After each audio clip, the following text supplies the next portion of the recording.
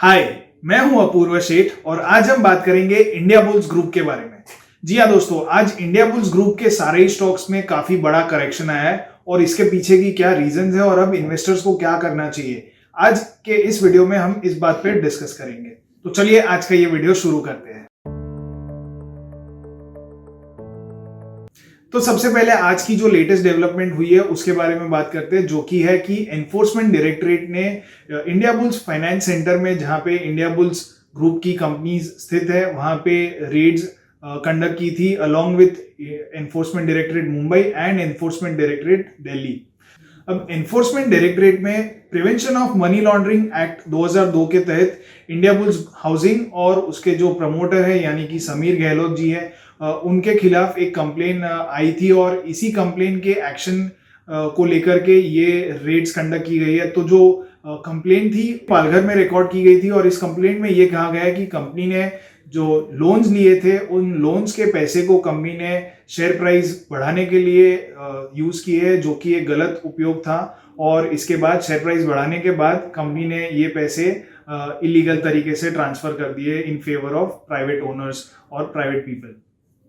तो इस particular case की वजह से आज इंडिया बुल्स ग्रुप के सारे ही कंपनीज में बड़ा क्रैश आया, लगभग 10 से 20% का फॉल आ गया है। तो बहुत सारे लोगों को शायद ये पता नहीं होगा, लेकिन इंडिया बुल्स ग्रुप में जो मेन फ्लैगशिप दो कंपनीज है, जो कि है इंडिया बुल्स रियल एस्टेट और इंडिया बुल्स हाउसिंग, इन दो कंपनीज के अलावा भी और 3 लिस्टेड एंटिटीज है। तो टोटल कुल मिलाकर के 5 कंपनीज है इंडिया बुल्स ग्रुप की।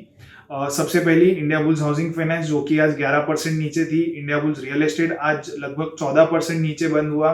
रतन इंडिया पावर, जो कि इंडिया बुल्स पावर के नाम से पहले जाना जाता था, वो आज लगभग 5% सर्किट पे बंद हुआ, लोअर सर्किट पे। Sorrel infra resources limited, again which is an India bulls group company, close down by about 12.7%। और धनी फाइनेंशियल सर्विसेज, जो कि पहले इंडिया बुल्स वेंचर के नाम से जाना जाता था, उसमें 20% की लोअर सर्किट लगी है। तो ये सारे इंडिया बुल्स ग्रुप स्टॉक्स में आज काफी तेज करेक्शन आया है।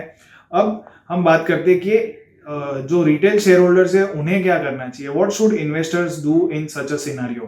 तो सबसे पहली चीज तो मैं जो आज आपको खास फोकस करना चाहता हूँ वो ये है कि जो पब्लिक शेयर होल्डिंग है वो पिछले कुछ क्वार्टर से लगातार बढ़ती आ रही है, and this was one of the red flags which almost all share holders should consider. ये रिपीटेडली होता है कि जब कभी भी शेयर्स गिरते हैं तो पब्लिक जो रिटेल ऑडियंस है, रिटेल पब्लिक है, वो जस्ट बिकॉज शेयर्स गिर रहे हैं वो एंट्री ले लेते हैं और फिर eventually the stock still goes down lower. तो बहुत सारी कंपनीज में हमने ये देखा है, जैसे कि सुजलॉन या आरकॉम या डीएचएफएल। तो इन सारी कंपनीज में, इनफैक्ट येस बैंक में भी ऐसा ही हुआ था कि सारी कंपनीज में रिटेल शेयर होल्डिंग पहले बढ़ जाती है, फिर धीरे धीरे कुछ ना कुछ रीजंस की वजह से स्टॉक्स नीचे गिरते जाता है। तो जैसे कि अब आप अपने स्क्रीन पे देख सकते हो, इंडिया बुल्स हाउसिंग फाइनेंस में रिसेंट क्वार्टर जो है वहां पे जो रिटेल ऑडियंस या पब्लिक शेयर होल्डिंग है वो 40% को क्रॉस कर गई थी। It was again a significant jump from September 2021। इसके बाद इंडिया बुल्स रियल एस्टेट, जो कि एक और फ्लैगशिप कंपनी है इंडिया बुल्स ग्रुप की, इसमें भी जो पब्लिक शेयर होल्डिंग है वो 70% से बढ़कर के 75% पहुंच गई थी दिसंबर 2021 क्वार्टर में। इसके अलावा रतन इंडिया पावर, जो कि एक स्मॉल कैप या पेनी स्टॉक कंपनी है, इसमें भी रिटेल इन्वेस्टर्स का फ्रेंजी था। यहाँ पे भी लगभग 40% के करीब शेयर होल्डिंग है रिटेल ऑडियंस की, रिटेल पब्लिक की। इसके अलावा सोरेल इंफ्रा में लगभग 25% के करीब शेयर होल्डिंग है। और धनी फाइनेंशियल सर्विसेज, यहाँ पर भी एक मार्जिनल इंक्रीज देखा गया है दिसंबर 2021 वाले क्वार्टर में। लगभग 38.15% की हिस्सेदारी रिटेल शेयर होल्डर्स की दिसंबर 2021 में नोट की गई थी, एज अगेंस्ट 36.45% इन सितंबर 2021 क्वार्टर। तो what should share holders do now.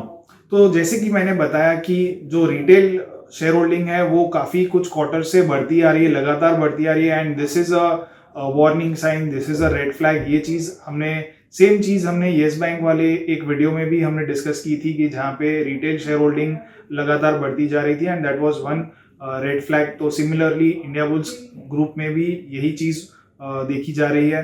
अब इसके अलावा इंडिया बुल्स ग्रुप 2018 से ही कुछ ना कुछ प्रॉब्लम्स में आया है। सो DHFL का जब पूरा इशू हुआ तभी से इंडिया बुल्स ग्रुप में भी प्रॉब्लम्स आना शुरू हो गए and India bulls housing finance and India bulls real estate, ये दोनों ही कंपनीज 2018 से एक डाउन ट्रेंड, काफी तेज डाउन ट्रेंड में है और वो अपने प्रीवियस पीक्स को क्रॉस नहीं कर पाई है।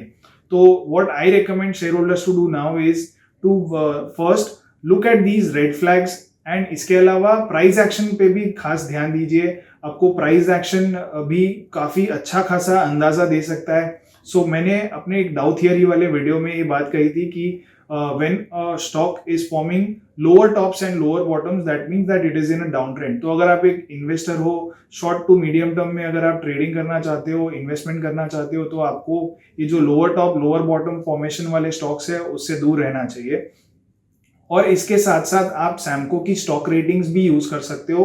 तो सैमको की स्टॉक रेटिंग्स जितने भी लिस्टेड स्टॉक्स है सारे ही लिस्टेड स्टॉक्स को इवेल्युएट करके स्टार रेटिंग्स डिसाइड करती है।